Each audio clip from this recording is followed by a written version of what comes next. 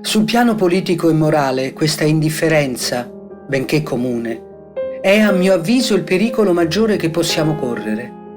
E associato a questo si profila oggi un altro pericolo, grave quanto il primo, ossia quella tendenza così diffusa a non voler giudicare affatto.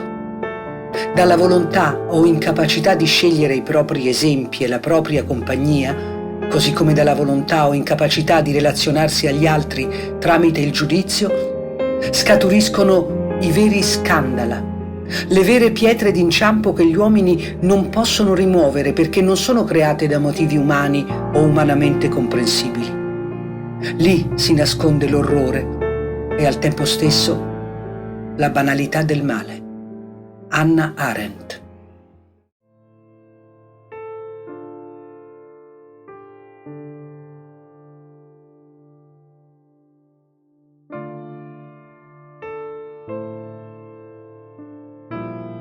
Alla morte di mio padre ho avuto il desiderio di ricercare gli affetti che lo avevano nutrito durante la sua giovinezza, in particolare zia Celina. Purtroppo zia Celina a un certo punto è stata ricoverata in ospedale psichiatrico e di lei non sapevamo più niente, per cui ho intrapreso un viaggio alla ricerca di sue notizie nell'isola di San Servolo.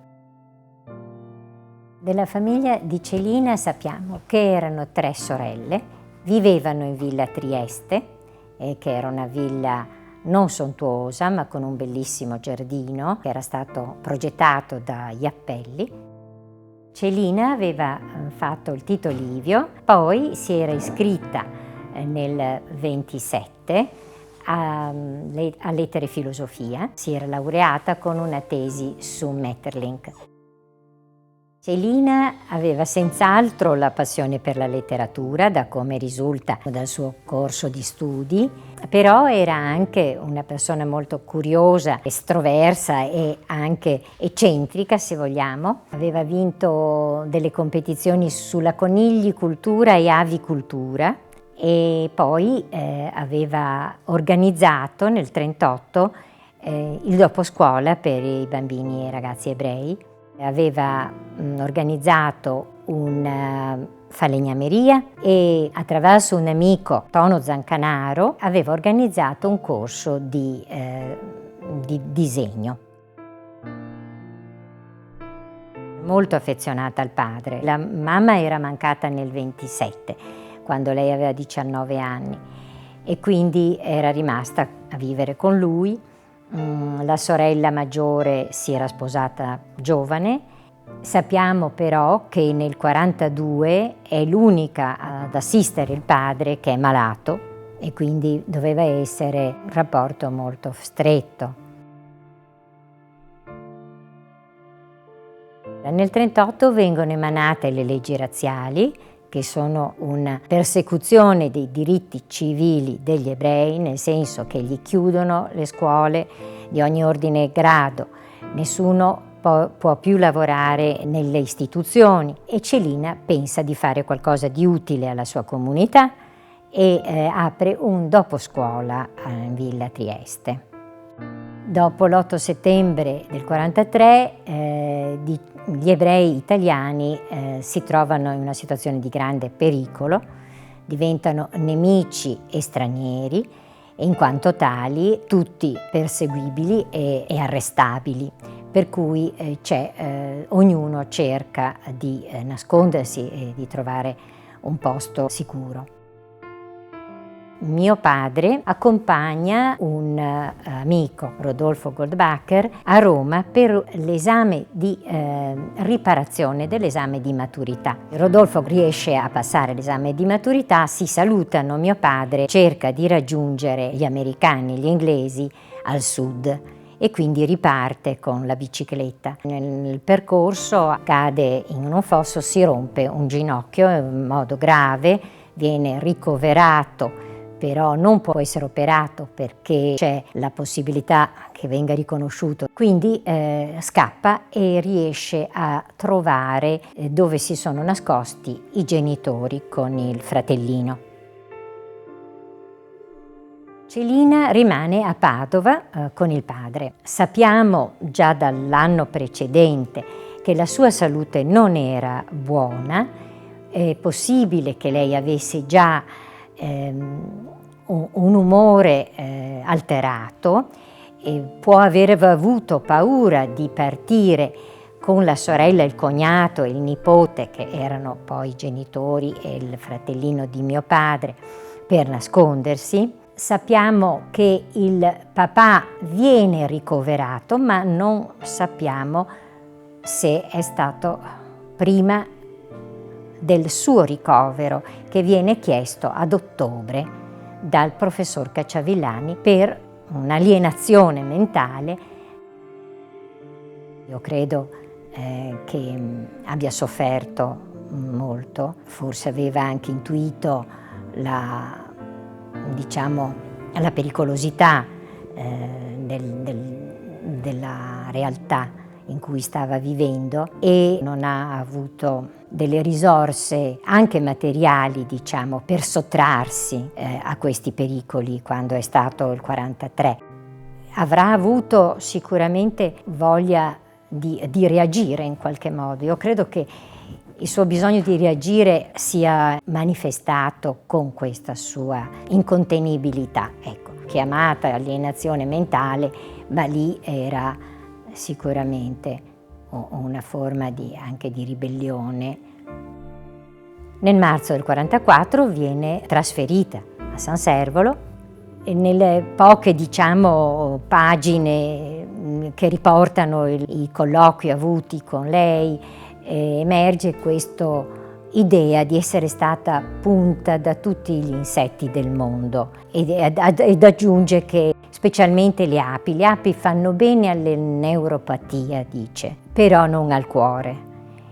E io penso che è come una rappresentazione fisica di quello che le è successo e tutto le è arrivato inaspettatamente come una minaccia. Nell'ottobre del 44 a San Servolo viene dato dal comando tedesco alla questura o prefettura di Venezia l'ordine di andare a ritirare i pazienti. Da San Servolo vengono portati all'ospedale civile di Venezia, dove vengono riuniti altri ebrei e poi da lì vengono trasportati verso Trieste alla risiera di San Sabba. Alla risiera di San Sabba gli viene chiesto se volevano procedere nel viaggio, che era un viaggio verso Auschwitz, che però naturalmente non le avranno specificato, oppure se volevano fermarsi e sarebbero stati affidati alla Croce Rossa. Naturalmente mia zia ha chiesto di essere affidata alla Croce Rossa e invece sono stati tutti uccisi, sono stati fucilati. Credo che quando mio padre ha lavorato nell'ospedale psichiatrico di San Servolo ci ha raccontato che c'era la cartella di Celina e l'ha fatta vedere, in particolare mio fratello Gilberto si ricorda, gliel'ha fatta vedere e credo che fosse un modo per custodire ancora Celina, credo che avesse questa funzione di custodire ancora la sua memoria, al di là di quello che le era successo psichicamente, diciamo.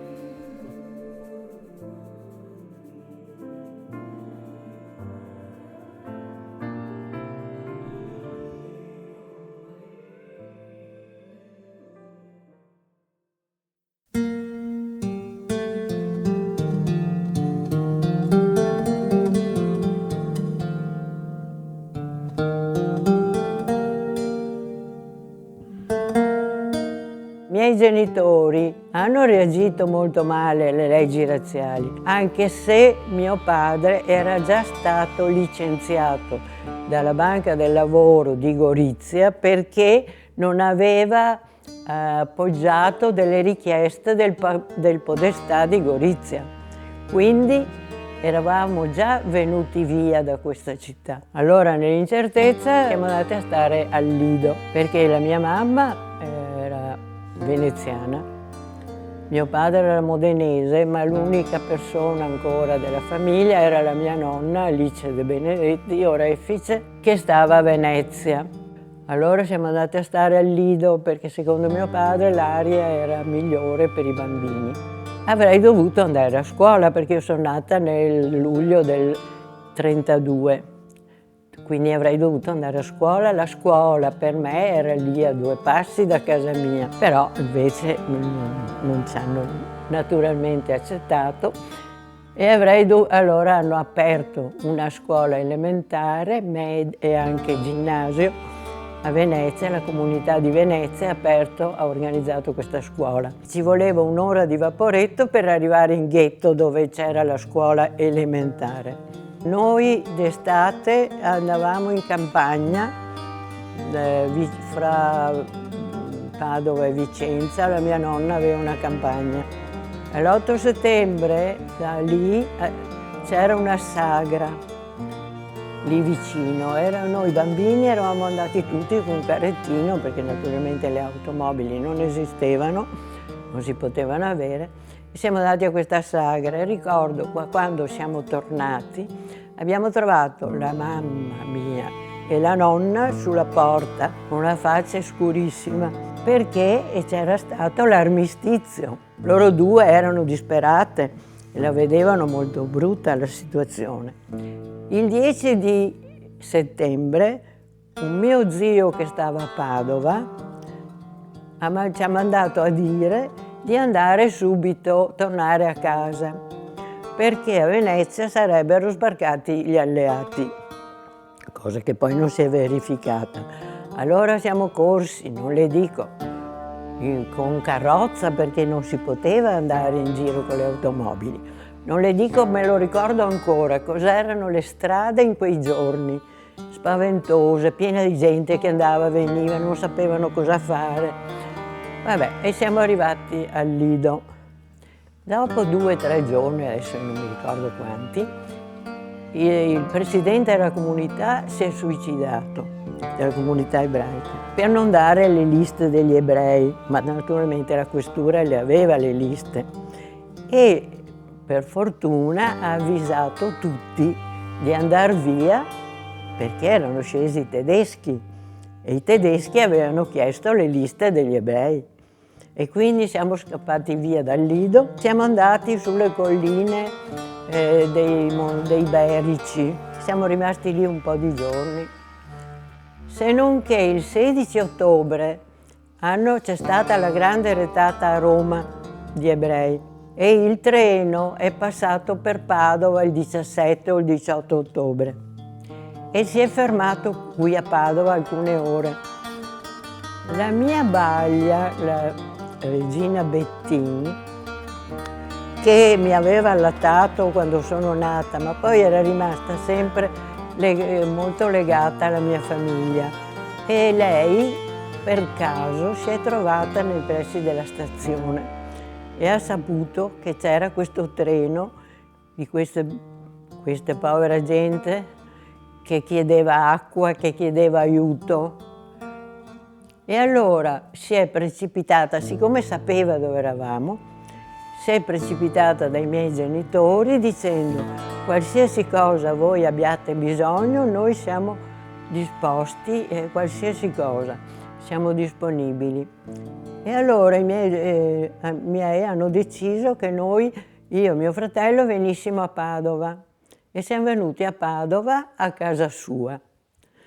E lì siamo rimasti fino al febbraio del 44, perché nel febbraio del 44, l'8 febbraio, c'è stato un terribile bombardamento a Padova e allora hanno deciso che noi ragazzini andassimo da dei loro parenti a Mellaredo di Pianiga.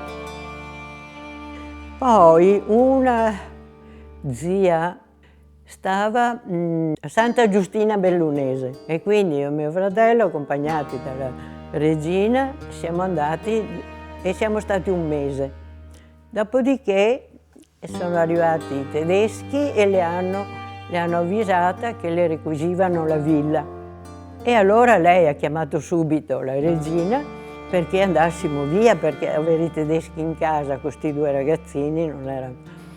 E quindi è venuta a prenderci. Siamo arrivati a Padova, naturalmente non si poteva circolare, c'era suo marito con la bicicletta e siamo andati a Mellaredo 13 chilometri a piedi e tutta la notte siamo partiti e lì siamo rimasti. Poi mio padre e mia madre vagavano per la provincia di Vicenza senza trovare un punto dove nascondersi, avevano fatto però le carte false.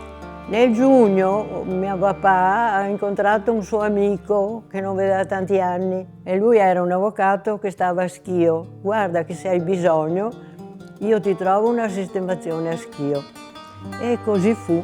E siamo andati a stare a Schio in giugno del 44 e ci siamo rimasti, avevamo due stanze, l'uso della cucina, da una signora che abitava con due nipoti e siamo rimasti lì fino oltre la liberazione, perché poi la casa nostra l'avevano occupata quella del Lido, la villa di campagna le avevano dato fuoco e i tedeschi l'avevano, quindi era praticamente distrutta. Finalmente in luglio siamo tornati a casa e mi ricordo che siamo ritornati in una bellissima giornata calda in barca perché ancora non avevano ripristinato i vaporetti. Tutti quelli che aiutavano gli ebrei rischiavano la vita e infatti, per esempio, quel signore che ci ha procurato le carte false è stato, sia lui che il figlio sono stati arrestati e sono morti, non so bene se sono stati fucilati qui o se sono morti in campo di concentramento. E così moltissimi hanno rischiato veramente la vita. Veramente erano delle persone più che giuste, io direi che erano degli eroi.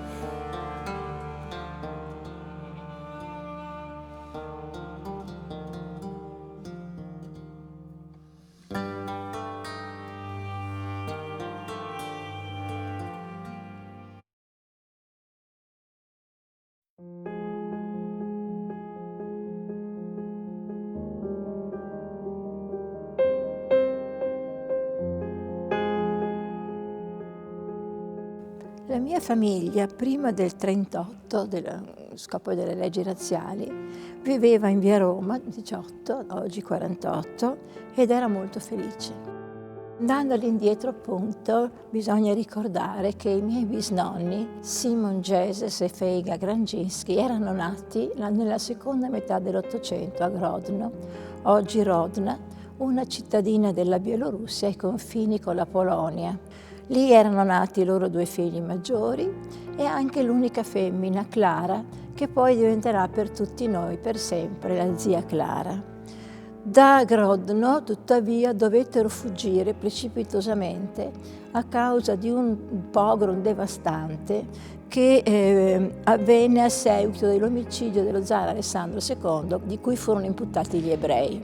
Raggiunsero a sud la città di Odessa, sul Mar Nero, e lì nacque il loro ultimo figlio, mio nonno Elia. Alla vigilia della rivoluzione del 17, mio nonno Elia prese la decisione che bisognava fuggire anche da lì, per la situazione tragica che si stava creando ancora nei confronti della popolazione ebraica. I fratelli sono già a Vienna. Il programma era quello di raggiungere Trieste e da Trieste imbarcarsi per ricongiungersi tutti in America con gli altri fratelli. Ma lì il destino aveva tracciato per lui un diverso cammino. Infatti il nonno Elia incontra una bellissima ragazza ebrea. Si sposano il 17 luglio del 1921. In quegli anni anche la zia Clara aveva trovato l'amore, si era sposata con un medico ostetrico di Padova, una famiglia religiosissima. Per sposarlo la zia Clara si era fatta battezzare. Per stare vicino alla sorella Clara vengono tutti a vivere a Padova, in via Roma 18. E accanto alla sua abitazione, poco tempo dopo, aprirà il suo primo negozio di pelletterie. Nel 22, l'anno in cui va al potere il partito fascista, nacque la loro prima figlia, la loro prima bambina, la mia mamma, Lisetta. Dopo 15 anni nasce il 17 di agosto del 1937 la piccola Sara. Accanto al suo nome il nonno, che aveva appena perduto suo padre, a cui era legatissimo, metterà il nome Simon per onorare per sempre il ricordo del suo papà, Sara Simon. La sera suonava la balalaica, cantava in Yiddish le canzoni della sua terra e fumava le sigarette Xantia. Non ne spegneva mai perché con l'ultima accendeva quella dopo. Questi sono i racconti che mi faceva la mia mamma. Le leggi razziali del 1938 colpirono tutti gli ebrei indistintamente. Nella mia famiglia il più colpito fu mio nonno, il quale, avendo ottenuto la cittadinanza italiana dopo il 1919, gliela viene tolta. A tanti in questa situazione, in una situazione come lui, approfittarono finché le frontiere erano ancora aperte per andarsene, ma mio nonno rimase. Restano lì, come scrivo io, da soli, impietriti in quella casa di via Roma 18, senza trovare la forza di prendere una decisione. Dopo la legge di Buffalini-Guidi, che diceva che tutti gli ebrei in questa guerra devono essere considerati appartenenti a una nazione nemica, devono essere imprigionati in appositi campi di concentramento e i loro beni confiscati. A questo punto, disperati, devono avere trovato la forza di fuggire. Tuttavia, al confine con la Svizzera, a Tirano, mio nonno era già passato, fermarono la mamma e la bambina. Furono arrestati, mio nonno tornò indietro, disse: prendete me in cambio di mia figlia. Me li hanno presi tutti. Li hanno portati al carcere di Sondrio, e da Sondrio nel campo di concentramento di Vo Vecchio, nella Villa Venier, che fu la prima ad essere aperta, il primo campo ad essere aperto il 3 dicembre. Pare che il primo direttore del campo fosse una belva, tanto che furono gli stessi carabinieri che lo sostituirono, e il secondo, questo maresciallo Lepore, pare fosse più umano, tanto che si era creato, specialmente con mio nonno, una specie di rapporto di aiutante. Al 17 luglio, scrive il parroco, si udirono delle forti grida venire dalla villa. Erano arrivati i tedeschi. La mia nonna aveva tentato di nascondere la sua bambina, scrivo io, chissà con quante lacrime e raccomandazioni disperate, e aveva tentato di nasconderla in una delle barchesse della villa, e i tedeschi non se ne erano accorti. Forse avrebbe potuto salvarsi la piccola Sara. Tuttavia le suore elisabettine che occupavano il piano superiore della villa, erano sfollate lì, trovano questa bambina nascosta nel buio e la portano alla madre superiora, la quale, seguendo quello che ci racconta nel suo diario il parroco di Mo, la consegna l'indomani mattina al comando tedesco, atterrita da pericoli di rappresaglie. E il comandante tedesco dice: seguirai la sorte dei tuoi genitori. E al buio li caricano da Padova per portarli a Trieste, alla risiera di San Sabba.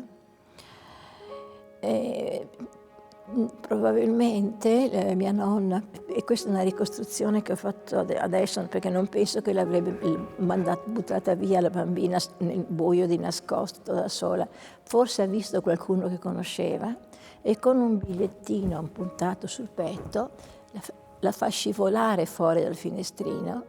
Ha messo l'indirizzo del Palazzo Cavagnis, perché ricordo che la zia si era battezzata per sposarsi, quindi non era stata arrestata come ebrea.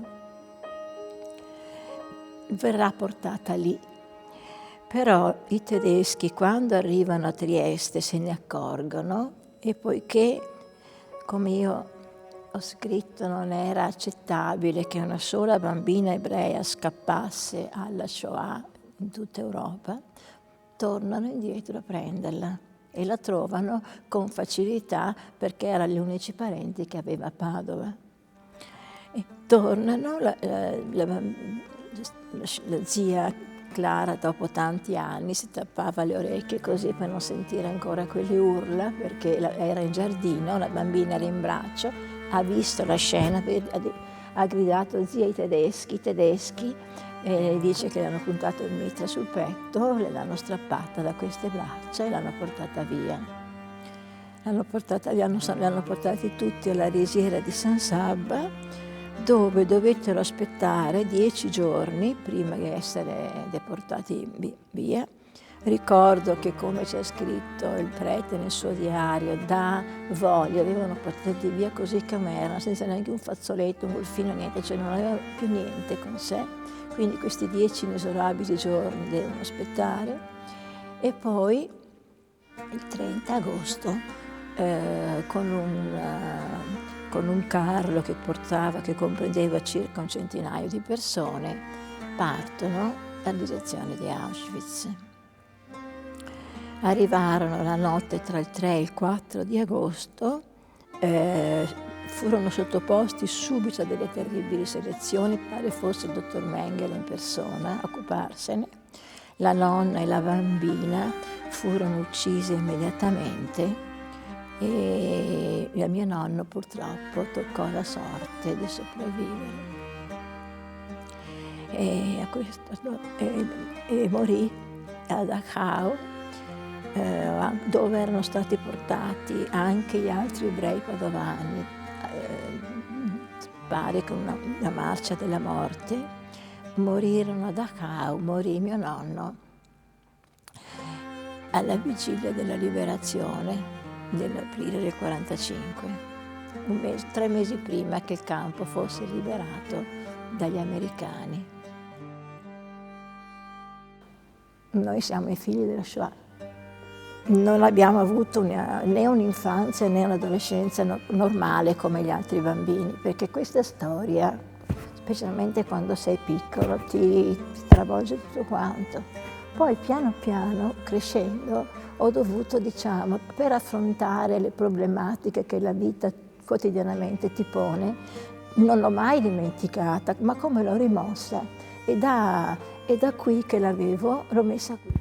E così io sono riuscita un po' a placare questa cosa terribile che avevo dentro.